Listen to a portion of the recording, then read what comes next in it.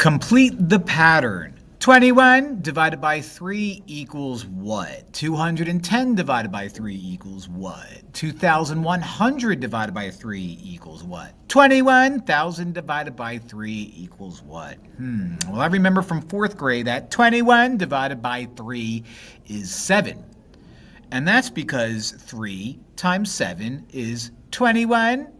Now, if you watch all of my videos in the last volume, we talked about multiplying numbers that have multiples of 10 in it.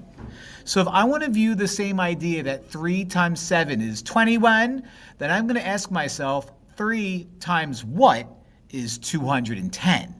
Well, if 3 times 7 is 21, then 3 times 70 is 210, which means 3 times 700 is 2,100. So we see the pattern.